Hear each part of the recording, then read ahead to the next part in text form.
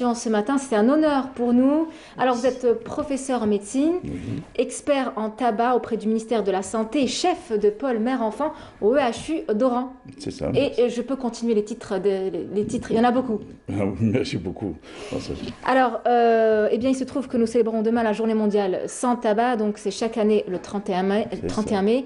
Cette année, eh bien, ça tombe demain, lundi 31 mai. Alors, première question, avec les nombreuses campagnes anti-tabac, avec les moyens de communication modernes et les contraintes imposées aux producteurs de tabac et aux fumeurs également, est-ce que tout ce travail a fini par porter ses fruits ou est-ce qu'il y a moins de fumeurs aujourd'hui? Très juste. Mais j'ai vu tout à l'heure dans la salle d'attente pas mal de choses défiler. J'ai envie de dire un mot, si ça ne vous dérange Allez-y. pas trop. Très bien. Alors, le tabac, son histoire, c'est qu'au départ, c'était une feuille qui était médicinale. Donc, il y avait l'ambassadeur de France à Lisbonne qui avait ramené quelques feuilles pour Catherine de Médicis parce qu'elle avait beaucoup de Oui, céphalées. Et c'était comme ça, en fait, l'histoire. Et quelque chose a fait que cette plante, qui n'était pas du tout médicinale, parce que rapidement, tout le monde avait compris oui, que c'était plutôt une drogue dure oui, et très dure, et qui faisait beaucoup trop mal au corps humain, partout d'ailleurs, donc c'est pas uniquement les cancers, mais elle fait tout au oui. niveau du corps humain. Et ce qui s'est passé, c'est qu'il y a eu 60 ans, il fallait attendre 60 ans pour que le roi d'Angleterre, qui a été le premier à avoir parlé des méfaits de cette drogue, donc de cette plante. Pourquoi? Parce que tout simplement, il y a eu du marketing. Et donc j'ai envie de dire un mot parce que tout à l'heure, j'aime bien Richard, et j'ai vu la belle chanson, donc je l'ai Oui. écoutée.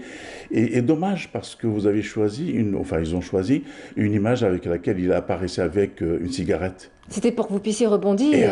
merci beaucoup alors de m'avoir donné cette occasion. Alors, donc le marketing a fait beaucoup pour le tabac, c'est le marketing qui a fait du tabac ce qu'il est actuellement.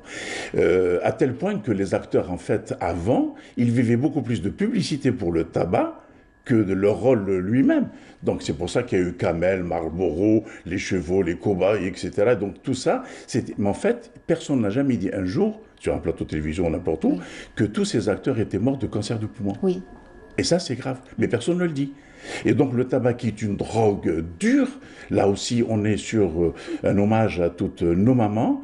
Et puis, on a très bien compris, on a vu ce qu'a fait dans les livres, ce qui a été rapporté tout à l'heure. Effectivement, l'islam a redonné vie, un statut Oui. à la mère. Et bien, notre religion a interdit très tôt le tabac et toutes les drogues qui font à peu près les mêmes dégâts. Oui.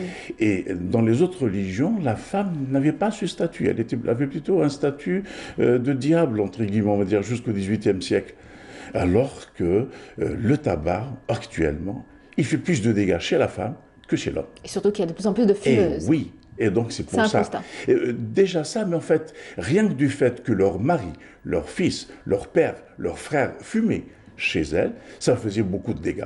Oui. Parce que nous avons deux types ou trois types, on va dire jusqu'à cinq types de tabac. Actif et passif déjà. L'actif et passif que tout le monde Oui. connaît, le passif qui fait autant de dégâts que l'actif. Nous avons celui qui est en fait le tertiaire, c'est-à-dire celui, le froid, qui est dans les maisons, sur les rideaux, etc., que les mamans sentent et reniflent à longueur de journée, mais personne ne le dit.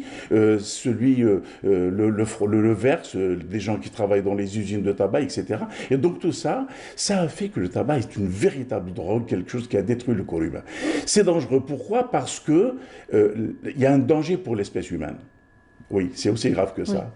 Et la femme qui a fait la société, et là je rendrai un hommage à toutes nos mamans, justement, est en train de voir sa descendance un peu touchée, puisque le tabac, il entraîne des fragmentations aussi bien du noyau du spermatozoïde, qui donc est l'agent nécessaire pour la reproduction, que celui de l'ovule. Et l'ovule est importante. Et il nous faut 30 000 spermatozoïdes pour féconder un seul ovule, Oui. et l'ovule, il y en a très peu. Oui. Et c'est compté. Et chez la femme, c'est pas du tout. On les tient pas, donc on tient pas compte de toutes ces petites choses. Et donc la femme, non seulement qu'elle va faire des enfants tout petits, en poids, elle va avorter sans cesse, elle va avoir beaucoup de placentaire, ce sont des Des risques de fausse complications. couche également. Et bien sûr, c'est ça les avortements. Donc elle va faire des malformations et ça, tout le monde oublie que le tabac agit exactement par effet inverse. Il double le nombre des malformations de nos nouveau-nés. Et c'est pour ça que le ministère, justement, avait donné, grâce à cela, une indication, une instruction pour qu'on l'utilise. on utilise l'acide folique Oui. et ça nous permet au moins de corriger tout cela. Alors la stratégie, puisque vous avez posé la stratégie pour faire vite, je sais que vous avez votre temps est compté. Pas de souci. Ah, pas de souci. Oui. Très bien. Donc la stratégie, en fait, on va dire qu'elle c'est venu grâce à la convention cadre de l'OMS.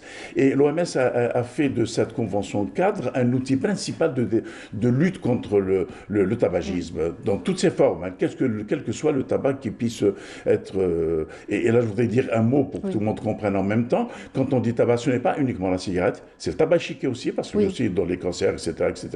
Mais c'est aussi la chicha, que les gens pensent être inoffensif. Pas du tout, parce qu'une seule chicha correspond à 44 cigarettes en termes de goudron. Et le goudron, c'est l'agent causal, et c'est lui qui Principal agent nocif pour la santé. pour le cancer des poumons surtout. Donc vous imaginez, c'est énorme. Donc cette stratégie, l'Algérie a ratifié cette convention, on va dire, en 2006. Elle a été créée. Maintenant, il y a quelque chose comme 176 pays qui ont signé. Donc ça couvre à peu près 88% de la population mondiale. Et c'est pour ça qu'il y a une vraie lutte contre le tabac.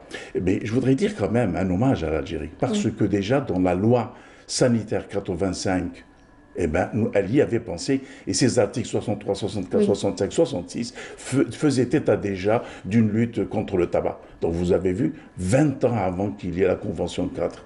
Toujours, on est voilà, un peu avant-gardiste. Avant-gardiste, nous sommes. Et donc les cinq axes de cette stratégie pour, on dit sevrage, on ne dit pas sevrage, on dit plutôt aide au sevrage. Pourquoi? Parce que le sevrage est très difficile d'arrêter, même si le slogan de l'OMS cette année, c'est je m'engage, j'arrête de fumer.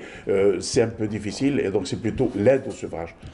Tout à fait. Alors, avant de poursuivre cet entretien avec vous, professeur Belkacem Chafi, on va suivre ce spot de prévention qui a été fait par l'OMS. On se retrouve juste après. Savez-vous que plus d'un décès par maladie cardiaque sur 10 est dû au tabac? Et que même le tabagisme passif peut provoquer un infarctus ou un AVC? Non? Eh bien, vous n'êtes pas les seuls. Des centaines de millions de consommateurs ignorent que le tabac provoque aussi des maladies cardiaques. Mais maintenant, vous le savez. Protégez votre cœur, choisissez la santé, pas le tabac.